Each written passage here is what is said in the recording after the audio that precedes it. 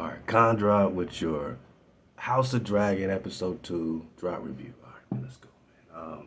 I took a while to kind of let it sink in. I don't want to be giving reactions too fast when it comes to something this coded, you know, this layered, man. There's a lot of layers in Game of Thrones, period. But House of Dragon definitely has a lot of layers with these family houses, these ancient beefs. For us, it ain't about getting too much into the show. All right, so if you're looking for, you know, a real Poindexter reaction, you know, go get one. Actually, love to the fam, Gray Area, man. She actually gets some really, I mean, she does this, you know what I'm saying? I'm looking at it from a Dragonfly perspective, you know what I'm saying? We're looking at these bloodlines a little differently, you know, and I see they're trying to push the story of the young, you know, a lady dragging on the wall, and you know, if they're gonna accept her ladiness to have the throne, you know what I'm saying? So, you know, they're hardcore matriarchy at this point, or patriarchy at this point. You know, are they gonna let this young Targaryen queen rise? You know what I'm saying? So that's the overstory, but the understory is these bloodlines. You know, that's what we paying attention to, like who's who. We know that in real time, they all probably are melanated tribes vying for the, you know, this could be a David situation, you know, this could be a, you know, Israel on Moab situation, you know, all this stuff could be playing out a different type of reflections. Something about this Valerian, you know, they call him the Valerian, I think his name is Cornelius or something like that. Cornelius, I don't know, man, but, you know, he's in the king's chamber and he's saying a lot of things, man. You know, he's getting real cozy in there. They got to tell him, like, look, chill. You're talking to the king, you know what I'm saying? You can't be over there just popping off. He's like, look, man, I got the fleet. And that all, obviously, as soon as he says the sea, the fleet, we think about the more flow. But remember, King Solomon had the biggest fleet. I mean, you know, Solomon's ships, these swan knights, you got to incorporate all this stuff in there. Presta got a fleet. Everybody got a fleet, you know what I mean? But it seems like his position of you know, his anchor to have a seat at the table has to do with his fleet. You know, so he's trying to marry his young daughter off. And side note, man, they showing you, I guess, you know, how it is somewhere, you know what I mean? But man, 12 years old, 16 years, you know, I think the one's 16. So the king now got to choose between a 16-year-old and a 12-year-old for the next queen, because the other queen, she died. You know, they want her to get they want to get a new heir. You know what I'm saying? So they're trying to get the king of Targaryen or Tartaria. Somebody said that too. Targaryen or You see what I'm saying? So we're talking Tartaria and Tartary, man. You just talking Genghis Khan and them, and you're talking the Mongols, and you're gonna go right into the Presta flow, and all that is Israel. All that is these biblical tribes. You know what I'm saying? So, you know, we peeping the scene, man, and, you know, we're looking at these Valerians a little different. You know, he has this old blood. Even their old, the 12-year-old even tells the king, hey, marry me. You got the ancient blood running through you in Valerian, you know. So what's this Valerian Targaryen thing? They say the Valerians ain't dragon riders, but I don't know about that. You know what I'm saying? I think they're just trying to make it exclusive to these Targaryen families, man. I'm the pappy, man. I'm the pappy, man. This is my cup, man. Everybody in the house know it too. You know what I'm saying? Pretty much I'm a man of peace, man. But if you mess with my cup, I got some words. There might be some furniture moved, man. So people pretty much stay clear of the hubby cup, man, around here. That's good too. I should have put some Sheila Jit in it. Shout out to everybody, you know, surfing the wave with the Sheila Jit flow. We're going to get back on the guilds tonight, the Dragon City. But let's just talk House of Dragon. Then we'll, you know, get back in the Dragon City, Utah. I love the John Levi, you know what I mean? So who's these Tartarians? Who's these Valerians? You know what I'm saying? I've just been sitting on this, you know, who's who? I don't know if we'll ever have a hardcore answer to, you know, I know there's a lot of fiction, you know, mixed in with a lot of reality. These young queens, 12 years old, young princesses, 12 years old, 16 years old, supposed to have this bloodline flow. Then you got the daughter of the hand. You know, the hand is like the, you know, right-hand man. He's trying to position for power. I don't know if he is claiming some bloodline yet or not, you know what I'm saying? But that seems to be the underlying thing of the House of Targaryen is vulnerable because, you know, they need more, you know, unity, you know. And remember, to take out a dragon, you need to make the dragon devour itself. So the only way to take out the dragon, according to episode 1, is to have the dragon devouring his own tail, just like the snake devouring his own tail, the Ouroboros flow. So the dragon is devouring his tail. They're going at it. You know, the younger brother's tripping still. He's over there taking over spots, you know, uncontested until he tries to take a dragon egg, which is another thing. You know, just like we read in some of these old dragon stories, they used to put the eggs next to the babies, or, you know, next to the cradle, just to kind of form that early, you know what I'm saying, whatever you call it, symbiotic, you know what I'm talking about, connection, telekinesis or something. And that's how they bond with them, and they become these dragon riders, you know what I'm saying? So the brother of the king of Targaryen, they call him Daemon, or Demon, or Damien, something like that. Daemon. And he steals an egg, and, you know, the young princess, you know, gets her ride on and negotiates with her uncle, and he throws the egg back, and she's celebrated for getting the egg without bloodshed. So you see that she's been raised to step up a lot. You know, she was told in the first episode also, you know, you're going to have to maybe fight these people from across the wall. So just get ready for that fight early. You got to be prepared now to fight the dead. So all that White Walker talk was already being, you know, pushed. It's supposed to be like 170 years earlier or something, you know. So again, man, these bloodlines is what I'm really paying attention to. You know, I think they got a new one dropping tomorrow. So, you know, I took almost all week to really kind of think about where they might be going with this, especially with the bloodlines. Who's Valerian, you know? If Targaryen is Targaryen, then who's Valerian? You know, they seem to be more, you know, upfront with, okay, these are melanated people. You know what I'm saying? His daughter is talking about some strong Valerian bloodline. Now, do they got Targaryen bloodline and Valerian? They just trying to unite these houses. I guess they just rocking together, Targaryen, Valerian.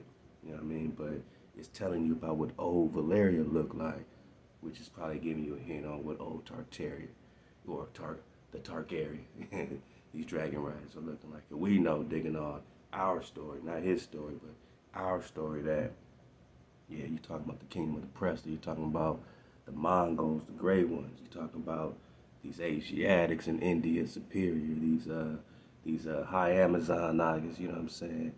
You already know what it is. Copper color Nagas found here, man. So, you know, that ain't nothing for us to have to prove. We already know what's going on with it. We're just seeing what kind of drop they're going to be sprinkling, you know, that has to do with some of this old family business, man. Remember, Atlantis is popping off, you know what I'm saying, around this, probably the same time that they're even talking about. You know, Atlantis is more recent than you think. So this whole war with, you know, the Atlantean War and Lemurian Mu and all this frequency war had a lot to do with dragons, man. Please believe me. You know what I mean? Had a lot to do with dragons and snakes and alchemical dragons. The creations, you know what I'm saying? So, you know, either way, you know, if it's not natural, it's going to war against whatever is natural. You know what I'm saying? So no matter what setting they put it in, no matter what setting we take it to, the natural is going to war against the unnatural. You know what I'm saying? The closer to the natural you get is the closer to HaWah you get. You know, the closer to the code you get. You can't get no more natural than the Creator. You know what I'm saying? Beating out the firmament. You know what I'm saying? On the foundation. Shout out to my Nagas surfing the wave with the flat drop. You can't get no more natural than the Creator. So the Creator's seed, the Creator's tribes, call it the tribes of Israel, Jacob, you know, Abraham, you know what I'm saying? That's his natural frequency spirals you're going to get. And any other tribe that's out of code going after false god is going to be in an unnatural frequency. Now, they'll learn to conjure dragons like they still do, and then the Kramakan, you know, they'll learn to tap into nature. They'll learn to tap into the primordial magic, but they don't have the primordial magic. They're not the natural magi. The closer you get with the magi, the closer you get with nature. You know, it's called primal magic, right? So they got black magic, dark magic. You know, they gotta summon this and make deals with this and make deals with that. And sometimes it's just natural dragon riders, man. naturally surfing the wave. But out of cold, we just like them. So the closer you get, you know what I'm saying, to the frequency, to the code, Exodus 20 got us in code. You know, that's a natural way to be.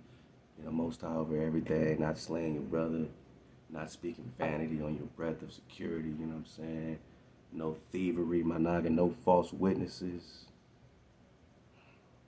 To this day, we dealing with false witnesses, covetous, you know, not honoring our Ama Abba, frame or shape, or mother, father. You know, just being out of cold Nagas, man. So that's not natural for you. You just aren't being, you know what I'm saying, we weren't brought up with the code, and it's like we are becoming again now, so we can bring that, you know, for our children to have that flow naturally. You know what I'm saying? Our children now that we're teaching, you know, the code, and you know what I'm saying, it don't matter about us being perfect, but we are instilling the code in our children. They're getting closer to nature as a result of it. You know what I mean? So a bit long-winded for a review, but you know, I be popping off because I'm the pappy. You know what I'm saying? I do enjoy the CGI that they doing on the dragons, you know what I mean? When old girl pull up on her dragon, and it was almost a dragon on dragon war, and he's like, whoa, that's how it looked. How we pulled up. More on more, huh? More means great, so again, you can't get no more greater than that which is natural, and you gotta go back to the creator and connect with that. That's as great as you're gonna get is HaWah. Most High over everything, man. You know, shout out Five Eyes, my jiggy. Hey, look out for us, man. You know, but yeah, just that's really what I tune into. You know what I mean? I don't think the writing is on par with the beginning, like the first 2 or 3 seasons of Game of Thrones. Even though I know they kept some of the main writers, but you know, I think they had a lot more flavor, and the way they ended it, you know, I ain't gotta hold no punches, man. It was pretty trash, man. It was disrespectful and disappointing the way they rushed the storyline together. Coming from someone who enjoys writing, man, I expected, man, the first season writers wouldn't have done it like that, man. It would have been a beautiful week, but they just threw these stories together. Jon Snow and the Targaryen queen, you know what I mean? And they're just here, and then he kills her. It's just, man, that was just so rushed. So many characters, they didn't know what to do. And those are supposed to be some of the best writers, man. So I already knew House of Dragon wasn't going to pick up, you know what I mean, with the writing, you know what I mean. I'm not impressed with episode 1 or 2. I'm just looking for some drop, you know what I mean. So as someone who appreciates the art of writing, I'm disappointed. I mean, House of Dragon took a long time to come out, and it ain't really dope, you know. It ain't really like intriguing like the writing, you know what I mean. There's no real reason for me to watch it other than to see the CGI. I know they spent a lot of millions or kachillions of dollars on this CGI for these dragons, and you know, maybe get some drop and some plot points and watch it with y'all. Do some reviews, man, on the 1s and on the 2s, man. Hey, man, this is Drop with your drop review of episode 2 of House of Dragon. I'm gonna watch it with you. I'm gonna watch it for you, man, and we're gonna dodge all hijacks. We're gonna see where they're going with the bloodline, and see how the character of this old Valerian, who has the, you know, he got the confidence to go up in the king's chamber and just start smashing on him, you know what I'm saying? Telling him how he feels, so he feels equal, even if the dude got to say he ain't no equal. The king's hand had to tell him, you ain't no equal to the king. If you had to tell him that, and he was able to walk out of there, lets you know who, you know, who's behind it. He knew he can do that, you know what I'm saying? So it lets you know that they had to put a character that looked like you that can do that in the House of the Dragon. What you think about this? But he ain't no dragon rider. He has the utmost respect in the House of Dragon, whether he be of this side of the more and more war or that side of the more and more war. The great on greats, man. Everybody want to be great, man. Hey, we popping off. All right, man. I'm back to Daddy Daycare. I love y'all, man. Like I said, I'm the pappy. Let me go handle my business. I see y'all on the drop review number 3.